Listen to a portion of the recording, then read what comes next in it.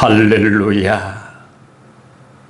찬양받기에 합당하신 우리 아버지 하나님, 이 복된 주님의 날 함께 모여 찬양 경배 드릴 수 있음에 감사와 찬양을 드리옵니다. 오늘도 이 예배 중에 임재하시어 한량없는 은혜로, 그 한량없는 긍휼로 우리를 덧입혀 주시기를 원합니다. 사모하며 나오는 심령에 좋은 것으로 충만케 하시기를 원합니다. 모든 예배의 시동을 통하여 영광 받으시기를 원합니다. 찬양 중에 거하시는 우리 아버지 하나님, 우리의 찬양이 하나님 앞에 올려지는 찬양, 우리 가운데는 한없는 은혜로 부어지는 찬양 되어지기를 원하오니 온전히 주장하시옵소서. 모든 것을 주의 거룩한 손에 의지하며 예수님 이름으로 기도드립니다. 아멘. 아멘. 할렐루야. 감사합니다. 오늘 이렇게 찬양을 통해서 처음 불러보는 찬양인데, 기회가 되면 잘 익혀서 또 우리가 이 찬양이 우리에게 주는 큰 그런 은혜를 힘입기를 바랍니다. 이 하나님의 부르심이라고 하는 이 곡, 역시 행복, 감사, 은혜 이런 곡을 작사했던 우리 손경민 목사님께서 작사 작곡을 하셨네요. 참 너무너무 은혜가 됩니다. 부르신 곳, 하나님의 부르심, 이 소명에 대한 이 은혜를 주신 것을 참 감사합니다. 우리 오늘 주실 말씀 함께 열도록 하십시다. 세 군데를 보겠습니다. 잠언 4장 18절 19절, 그리고 사무엘하 23장 3, 4절, 사사기 5장 31절 함께 읽도록 하겠습니다. 같이 읽겠습니다. 잠언부터 먼저 읽겠습니다. 의인의 길은 돋는 햇살 같아서 크게 빛나 한낮의 광명에 이르거니와, 악인의 길은 어둠 같아서 그가 걸려 넘어져도 그것이 무엇인지 깨닫지 못하느니라. 그 다음 사무엘하. 이스라엘의 하나님이 말씀하시며 이스라엘의 반석이 내게 이르시기를, 사람을 공의로 다스리는 자, 하나님을 경외함으로 다스리는 자여, 그는 돋는 해의 아침빛 같고 구름 없는 아침빛 같고 비 내린 후에 광선으로 땅에서 우미 돋는 새풀 같으니라 하시니라. 사사기 5장 31절. 여호와여, 주의 원수들은 다 이와 같이 망하게 하시고 주의 사랑하는 자들은 해가 힘있게 도dom갑게 하시옵소서 하니라. 그 땅이 40년 동안 평온하였더라. 아멘. 할렐루야. 아멘. 다 같이 입을 열어 아멘해요. 아멘이 능력입니다. 아멘은 만국 공통어, 천국까지 가서도 쓸 그런 단어라고 저는 믿어집니다. 감사합니다. 할렐루야. 아멘. 네, 감사합니다. 오늘 주어진 말씀을 통해서 또 하나님께서 큰 은혜 주시기를 바랍니다. 어제 제가 이 여주에 있는 소망교도소의 집회에 갔다가 왔습니다. 참 오랜만에 또 많은 분들 만나고 참 은혜로운 집회가 근 3시간을 진행하는데 뭐 지루하지 않을 만큼 참 찬양과 간정과 또 말씀과 풍성한 은혜를 함께 나누고 왔습니다. 감사하고요. 오는 길에 우리 여주에 있는 제 친구 그 공장에 들려서 이 두부로 만든 면 또 그것을 좀 많이 가지고 왔습니다. 여러분들 또 나누어 가질 수 있도록 그렇게 하시면 아마 가서 뭐 적당히 취향대로 드시면 좋을 것 같습니다. 저도 먹어보니까 참 속이 편해요. 너무너무 감사해요. 감사하고요. 우리 지난주에 하나님 말씀 들을 때 무엇이 과연 옳은 일인가? 예수님께서 명절에 가지 말아야 할 죄인들만 잔뜩 있는 베데스다 연못을 찾아가셔서 그곳에 있는 가장 오래된 38년 동안 누워있는 그 사람, 아무 소망도 없고 아무 기대도 없는, 그러면서 죽지 못해 누워있는 그를 안식일에 일으킨 사건. 이 사건으로 왜 안식일에 일어나서 왜 안식일에 네 들 것을 들고 가느냐고, 메고 가느냐고 시비를 걸고 그것을 기점으로 예수님을 공격하는 이런 모습을 보았습니다. 여러분, 무엇이 옳은 일입니까? 안식일에 얽매인 자를 풀어주는 게 옳은 일입니까?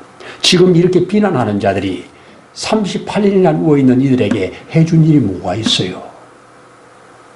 율법의 안식일에 내 자리를 들고 걸어가라고 하진 말씀이 구약에 없는데도 불구하고 자기들의 기준을 만들어 놓고 이 기준에 합당하지 않다고 하나님이 아들이 와서 안식일의 주인이 와서 안식일에 행하신 일을 잘못됐다고 이 일로 다 예수를 죽이려고 하더라. 기가 막힌 일입니다. 여러분, 세상에서 주님의 뜻을 알고 준행하는 일이 바른 겁니다. 주님의 뜻을 지금 저들은 정면으로 거역하고 있으면서도 주님의 뜻을 거역하는 줄 모르고 사는 자들, 이들을 일으켜준 겁니다. 그날에 일어난 이 사람 입장에서 보면 얼마나 큰 축복이고 얼마나 큰 복입니까? 자, 그래서 그는 받은 그 힘을 가지고 성전에 들어가 하나님을 경외하고 찬양하는, 거기서 다시 예수님을 만나 예수님의 말씀을 듣는 이런 귀한 복을 받았습니다. 참 감사한 일이죠. 자, 오늘 우리 성경을 읽어가다 보면 아주 강조하는 것을 3-4번 말씀하는 경우가 있습니다. 한 번만 말씀해도 하나님의 말씀은 완전하죠. 그런데 이렇게 3번씩이나 반복해서 한다고 하면 너희가 꼭 이 말씀을 기억하고 이 말씀을 받아서 살아서 누려내라고 이렇게 3번이나 강조해서 말씀을 주신 줄로 저는 그렇게 믿습니다. 여러분, 여기에 그게 뭡니까? 너가 돋는 햇살 같게, 돋는 햇볕 같게 이렇게 말씀을 합니다. 오늘 이 자리에 계신 저와 여러분, 또 방송으로 함께 예배 참여하는 분들, 하나님의 복을 받아서 돋는 햇살 같은, 돋는 햇빛 같은 이런 삶으로 이 땅에 살아가면 얼마나 좋을까. 하나님의 소원이고 주시기로 예비된 축복이라면 저와 여러분들이 받아야 할 줄로 믿습니다. 아멘입니다.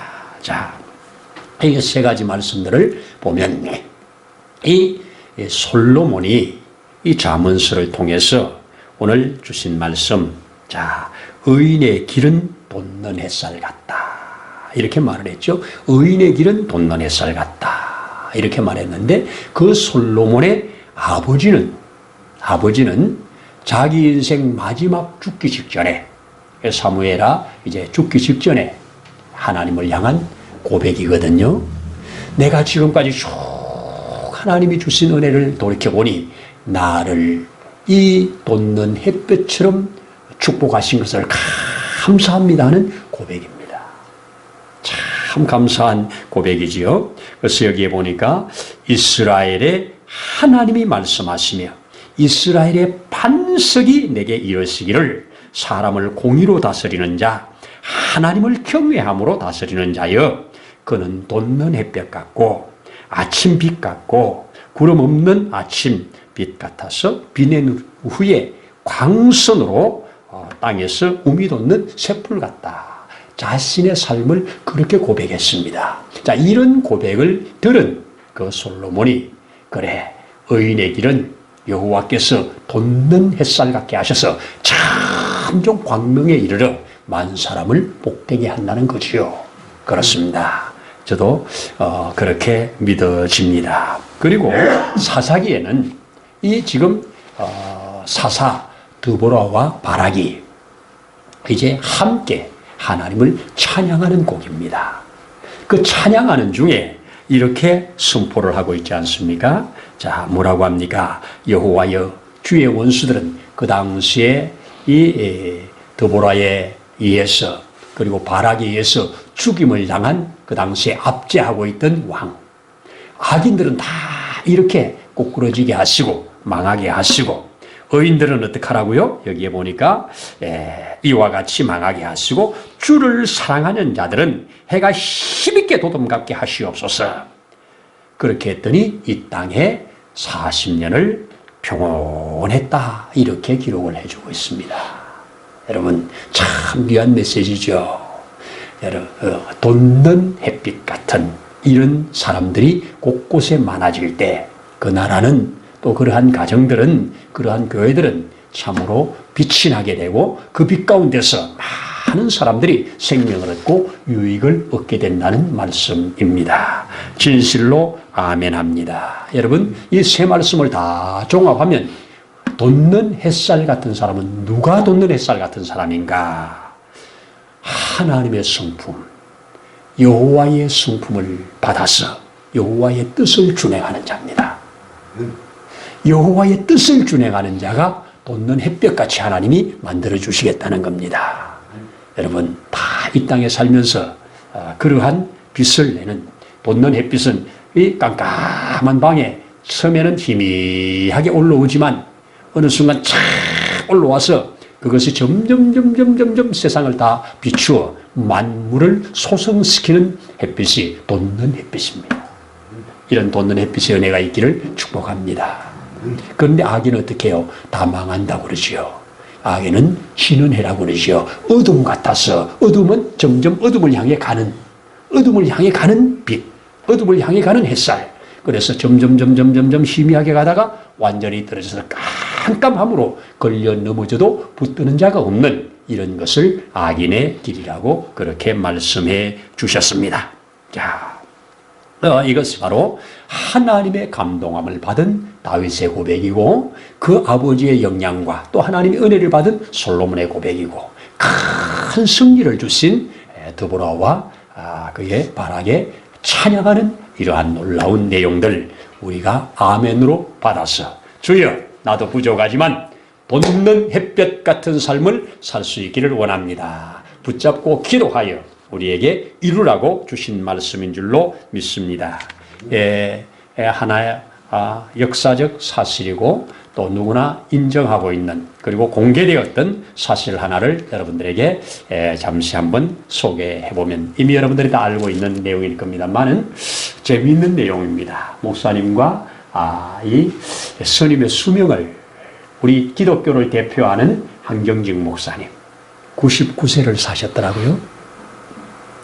그 다음에 김창인 목사님 당시에 96세를 사셨더라고요.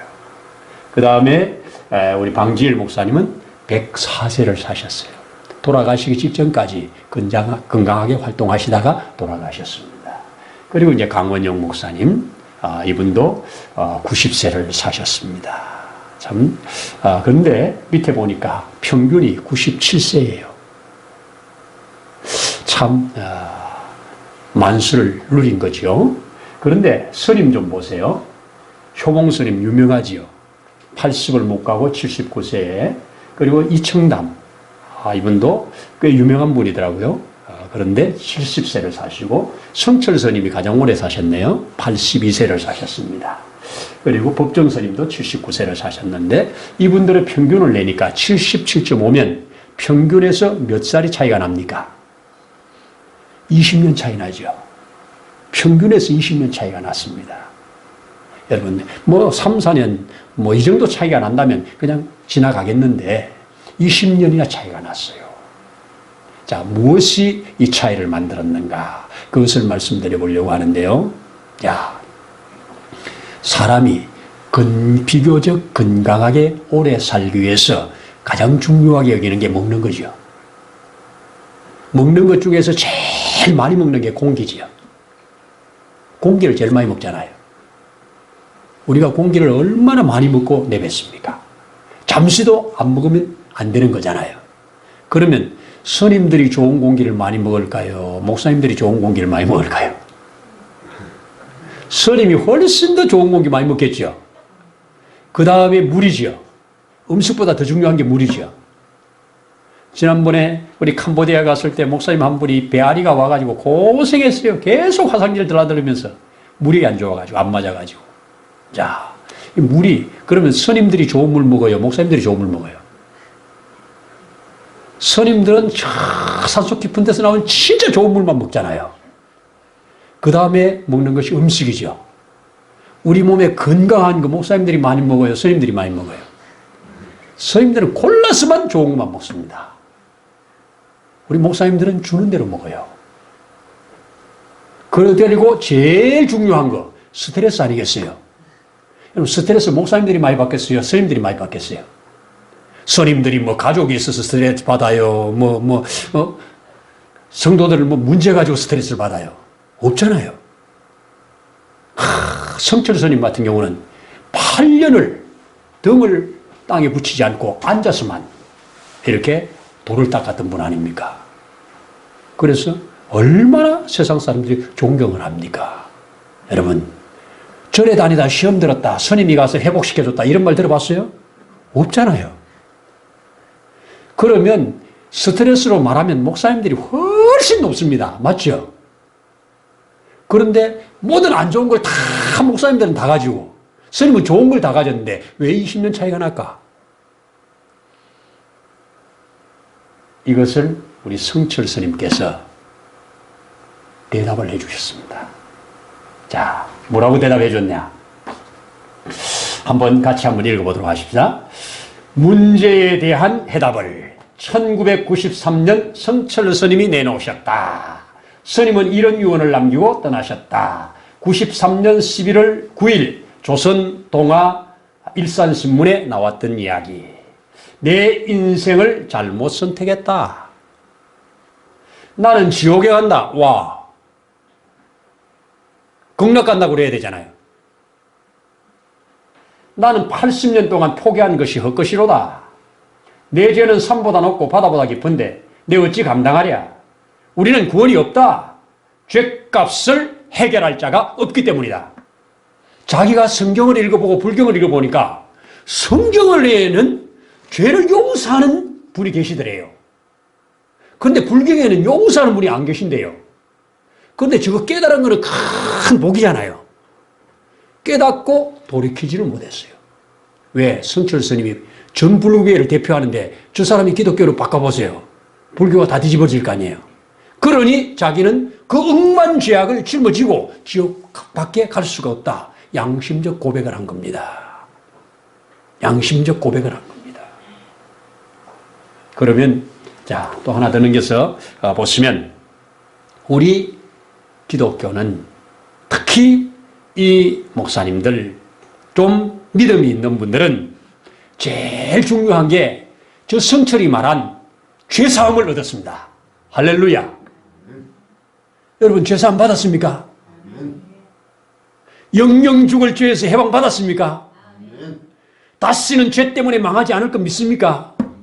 아멘 아닙니까? 또 날마다 짓는 죄는 회개할 길을 주셨잖아요. 예수 피를 주셨잖아요. 성령 깨닫게 하시잖아요.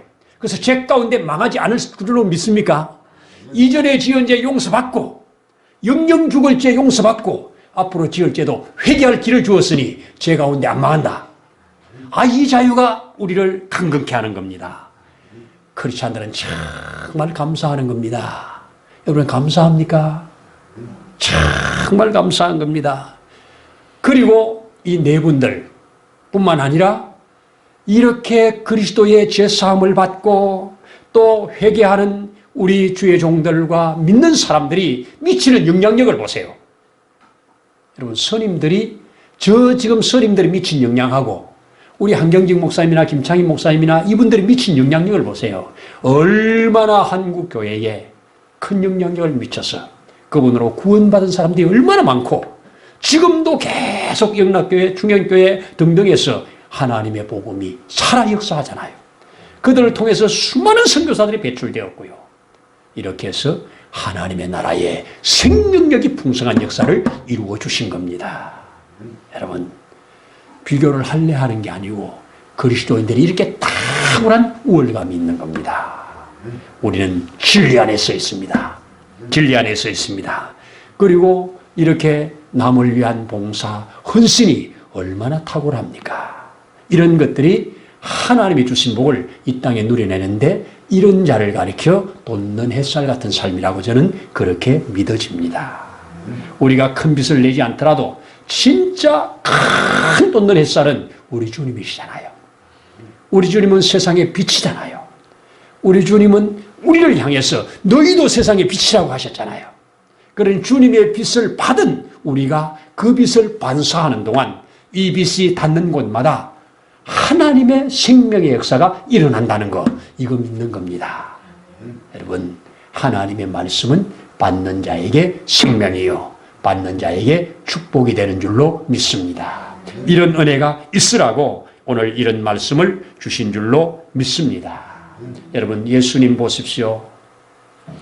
30여 년 저 갈릴리 나사렛 촌에서 그저 무명으로 이름 없이 그렇게 지냈잖아요. 그러다가 30세 공생애가 되면서 이제 일을 시작하시면서 불과 3년이에요. 3년이에요. 3년 일하시고 그리고 그가 죄인이 되어서 십자가에 처형당하는 그러한 삶이었잖아요. 그런데 그가 부활하신 후에 그의 빛은 점점 빛이 나서 오늘날 전 세계를 비추고 있는 빛 아닙니까? 아멘입니다. 의인은 돋는 햇살 같았어. 저와 여러분들은 의인입니다. 맞죠? 우리는 죄인이지만 그리스도로 말미암아 의롭다함을 얻은 의인이기 때문에 의인입니다. 맞습니다. 끝으로 한 사람, 우리 잘 알고 있는 다니엘을 의인이라고 부릅니다. 사람들이 아무리 흠을 찾아도 흠을 못 찾았다고 말할 정도의 하나님을 경외하는 자들이었습니다. 그런데 이 다니엘, 하나님이 얼마나 돋는 해같이 사용하십니까? 바벨론 70년을 그렇게 사용하시고 페르시아에 가서도 그렇게 사용하십니다. 그래서 전 페르시아에 다니엘의 하나님이 큰 빛을 발하게 하는 이런 역사를 이루셨던 것을 우리는 성경을 통하여 확인할 수가 있습니다. 여러분, 바로 이것이 우리에게 주신 하나님의 축복이요 약속이라고 믿기를 바랍니다. 의인은 돋는 햇살 같을 것이다. 주여, 이 주를 경외하는 자, 주를 사랑하는 자에게 돋는 해 같은 힘 있는 삶이 되게 하옵소서. 이렇게 기도했던 것, 선포했던 것, 또 찬양했던 것, 이런 것들이 우리의 고백이요, 우리의 찬양이 된다고 한다면 우리는 이 땅에 사는 동안도 하나님의 그 크고 놀라운 은혜를 힘입어 살게 될 것이라고 믿습니다. 그렇게 되어지는 은혜가 우리 모두에게 있어지기를 축복합니다. 아멘입니다. 기도드립니다. 하나님 아버지, 감사합니다. 의인은 돋는 햇살 같아서 크게 빛이 난다고, 한낮의 광명에 이른다고, 그러나 악인의 길은 어둠 같아서, 지는 해 같아서 걸려 넘어져도 그것이 무엇인지 깨닫지 못한다고 말씀하신 것을 듣습니다. 우리의 삶이 그리스도를 힘입어 그리스도의 빛을 받아 이 땅 가운데, 빛 가운데 거하는, 그리고 우리의 빛을 발산해가는 이러한 우리들 삶이 되기를 원합니다. 주여, 주여 붙드시고 그리 주장하시며 역사해 주옵소서. 아버지 하나님, 결코 어둠에 붙들림 받는 자 되지 않도록 주께서 도와 주옵소서.